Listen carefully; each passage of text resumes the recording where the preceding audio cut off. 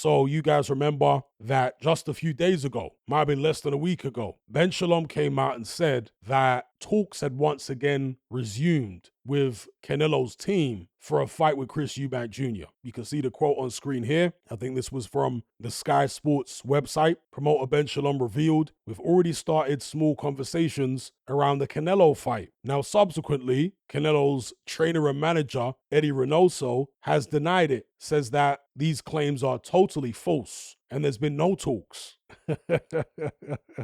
Eddy Reynoso, it says here, who manages and coaches Canelo, countered the claims of Eubank Jr.'s promoter Ben Shalom. This was Eddy Reynoso speaking to Dan Rayfield. He said it's totally false. Eubank had his chance to fight Canelo in September, and the only thing he did was complicate the negotiations. We will not touch base with him again for a future fight. Whatever I tell you is always true. I don't like making statements, but what I declare is true. Now, latest development on this, Ben Shalom was on Sky and he was asked about this situation, and he said he's been speaking to Canelo's lawyer. That's the person who's been having the conversations with, not Reynoso. And he says he's been speaking to Canelo's lawyer the whole time, even when there were negotiations which were acknowledged by Canelo's team earlier on in the year. According to Shalom, it was the lawyer that he was mainly talking to. And so Shalom says maybe there's a lack of communication going on, or a communication issue between Canelo's lawyer and Reynoso, where Reynoso's not in the loop with regards to these conversations with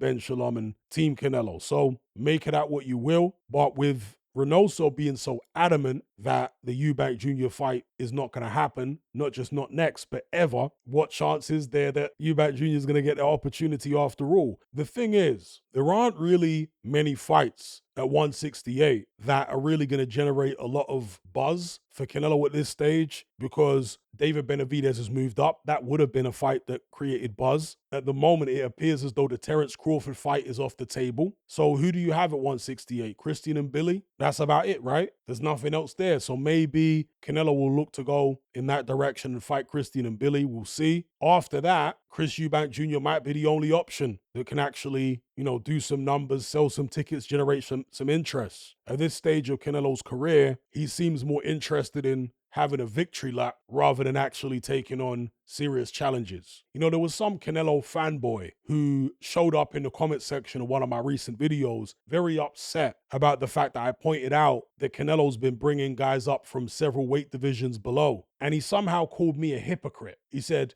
the hypocrisy of you is incredible because you're saying that Canelo is ducking Benavidez and he's Canelo's being a weight bully, but Benavidez is a weight bully. Well, for one, I never called Canelo a weight bully. I said he's bringing people up from lower weight divisions, which is a fact. It's not an opinion. It's not an insult. It's a fact. Canelo brought up Jermell Charlo from 2 weight divisions below. David Benavidez was a 168 fighter. So why would Canelo not fight a fellow 168 fighter? You can talk about, Benavidez is massive for the weight. He makes the weight, or he made the weight then. So whether he's massive for the weight or not is neither here nor there as far as I'm concerned. If he's in your weight division and he can make the weight, then you should be fighting him, especially if he's your mandatory for as long as he was. So this guy obviously doesn't understand the concept of hypocrisy. He's just an idiot. Like so many fanboys are, their emotion supersedes their intellect. I'm not somebody that is afraid to critique Benavidez or any fighter in the world. All I'm saying is, if a guy's in your weight division and he's mandatory for that long, you're supposed to fight him. You're not supposed to be bringing up guys from 2 weight divisions below. Benavidez weren't trying to fight Canelo when Canelo was